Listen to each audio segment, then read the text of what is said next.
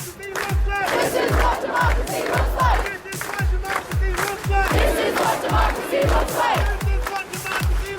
This is what democracy looks like.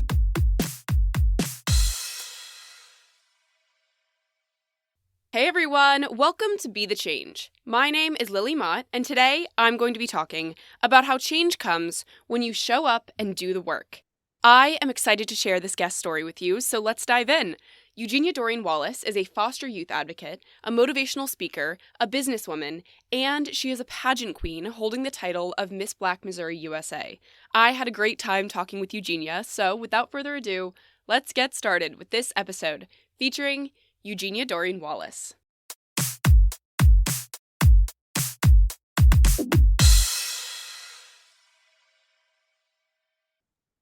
Okay, so a quick introduction of myself. So, firstly, I am a recent graduate of WashU School of Law with my master's. I'm a legal professional. I'm a businesswoman. I'm a soon-to-be author. I'm a poet. I am Miss Black Missouri USA 2024 and all those other things that come just with living. I'm a sister, I'm an aunt, I'm a friend, and all of those good things.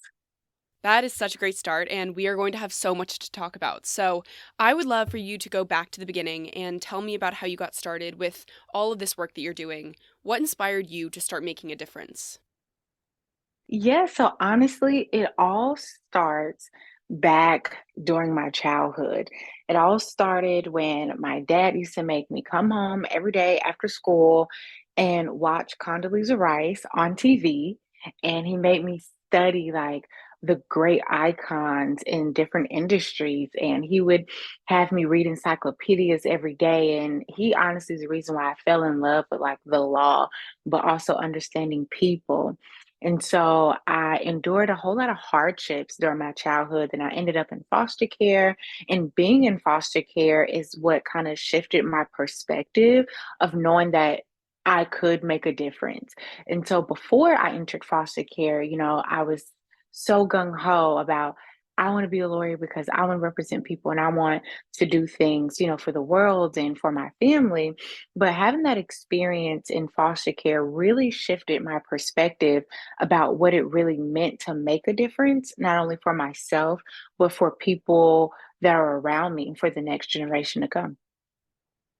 Yeah, I think that's really inspiring that you were using these experiences and the hardships that you faced when you were younger as inspiration to make a difference through law and, of course, in other ways now. So I would love to talk about your experience as a pageant queen as well. What got you involved in pageants, and can you tell me about what your experience has been like so far?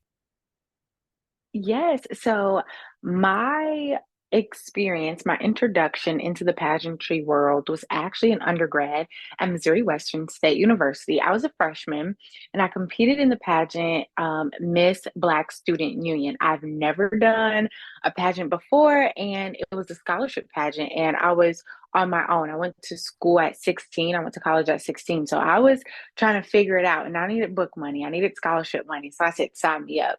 And so that was my introduction into pageantry and kind of learning what it's like a little bit.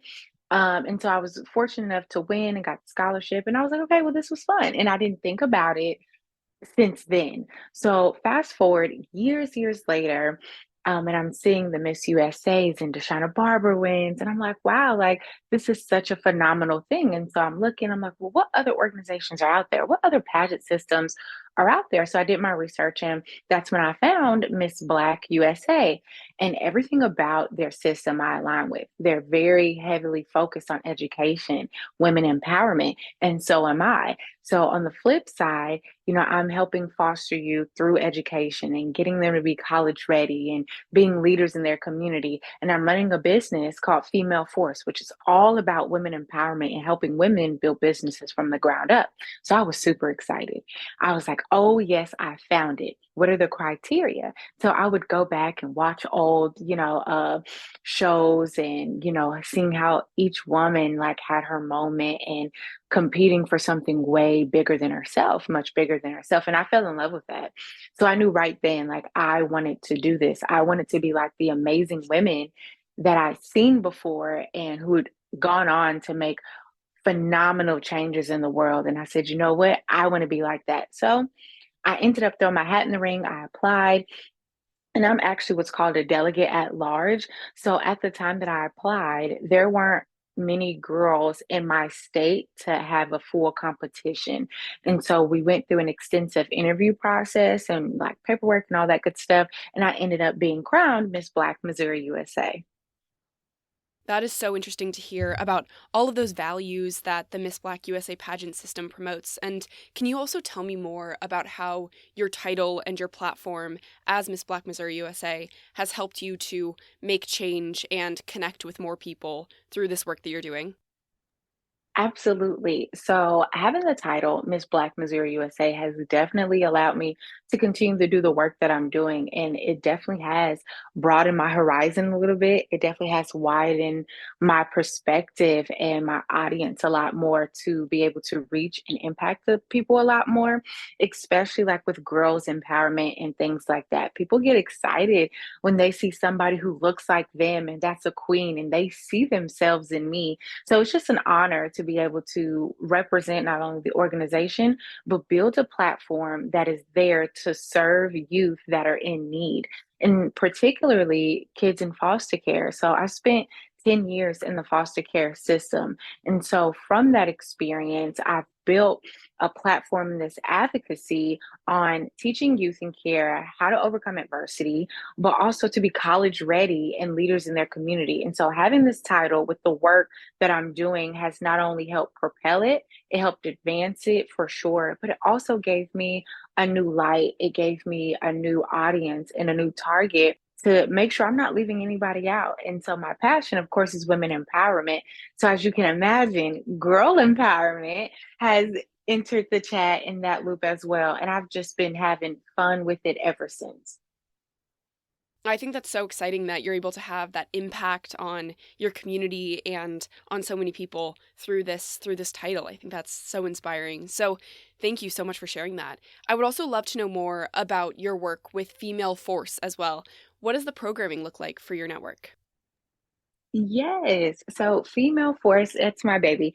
It's an organization for women in business. And that work, we help women build businesses from the ground up and build their network. I always believe your network is your net worth. And then sometimes it's not always about what you know, but it's about who you know. And so this organization, we help women that are majority in the first through 4 years of their business. So very much still the startup phase, branding, marketing, how to scale, how to get around, how to set up a photo shoot, how to go and present at a pop-up shop, and all of these different things, while also providing a community for women to go and be in and have a safe space to talk and have fun and let your hair down.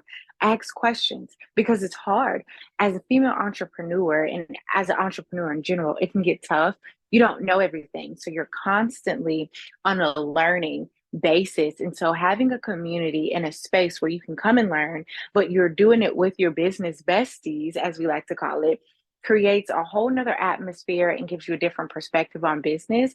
And so that has been a tremendous thing to watch it grow from literally starting in my dorm room to now a full business and having women in the network that we can go out and have brunches and they'll come to the webinars and the seminars and things like that. So it's definitely community oriented, but it's all about the female entrepreneur and the girl boss. So, where are you hoping to take Female Force from here? Do you have any big plans coming up to continue to grow the network? Yes, so I'm always looking to expand Female Force any way that I can. And I think now the goal is to continue to build in the cities that we're in. So right now we're fortunate enough to have a group of ladies in the network that are in Kansas City. We have a group of ladies that are in the network that are in St. Louis, and we have ladies out in Dallas. And so just expanding and nourishing those relationships, and then hopefully eventually take that and become just something that is recognizable to women entrepreneurs everywhere. And just like I said, nourishing those relationships and building and expanding, increasing the knowledge and the substance that we're giving out to the community. So I think that is definitely something that's always going to be in the works. That's definitely the next goal. And then maybe introducing new products and things like that. So we have some things coming up this holiday season that we're really excited about, something that the women can just take for themselves, even if you're not an entrepreneur, even if you're not a girl boss, even if you're a corporate baddie or just a woman out here just figuring out life, we have something for you. And we're super excited about that and releasing that and the things to come in the spring. So definitely we have some things on the horizon that every woman can be a part of. That is so exciting. And as you've been doing all of this work as a student, as a businesswoman, a pageant queen, an advocate, all of those titles, are there any words of wisdom that have really stuck with you and motivate you? Does anything like that come to mind for you? Oh, yes. I always say the first thing I always say because it's something that truly has helped me in business and in life. Develop a relationship with God. Put God at the forefront. Put Jesus at the forefront of everything you do. You're going to have so much clarity and so much direction, first off. Secondly, don't be afraid to try. Life is trial and error. Business is trial and error. Branding and marketing and all of those fun things are trial and error. So don't be afraid to try. If you never jump, you never get to know, right? So I would say those two things for sure. And then secondly, you have to always be willing to show up and do the work. If you just show up on good days, your bad days, what have you, if you're willing to show up and do the work and be consistent, you'll be successful. You will be successful. And I think those three things together have been like what's keeping me, what's been driving me, and just always like a reminder like, hey, you got this. You can do the work, especially when you add in the affirmations. I have it like sticky notes everywhere and like reminders in my phone of encouragement, right? Encourage yourself, have a relationship with Jesus, show up and do the work. You'll be great. I think that is great advice, and I love that idea of showing up and doing the work while also doing things to support yourself, like the affirmations on your phone and on sticky notes. I am going to ask you for a little bit more advice now. Lots of young people want to make a difference, but they may not know how to get started with that work. What advice do you have for those people who may be listening? The first thing I would say is make sure the change that you are going for, that you want to make, is something that you are passionate about.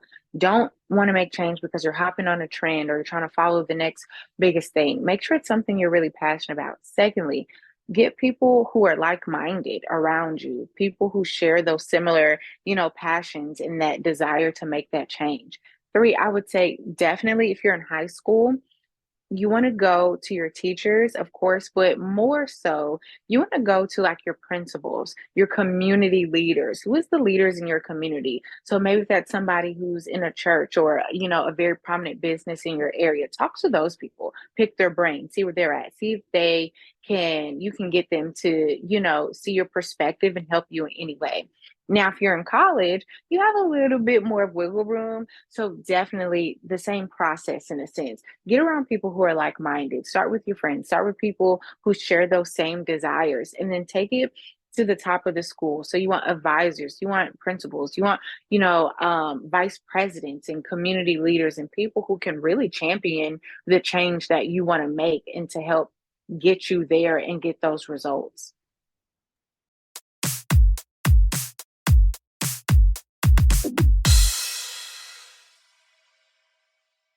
I really enjoyed talking with Eugenia, and I think she shared so much great advice throughout our conversation. I loved her advice about showing up in order to be successful. I think it isn't enough to just show up on good days, but it's also about showing up on bad days and doing the work, because that consistency and commitment is how change is made. I think Eugenia's advice is important to keep in mind and apply to all aspects of our lives, because change comes when you show up and do the work.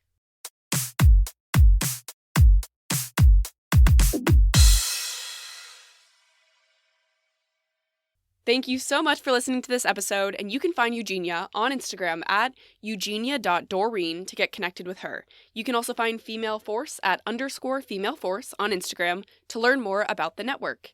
If you want to talk about anything I mentioned, please reach out to me by email at lily@bethechangepodcast.org or on Instagram at bethechangepodcast. tune in for my next episode. But until then, be the change you wish to see in the world. Bye, guys.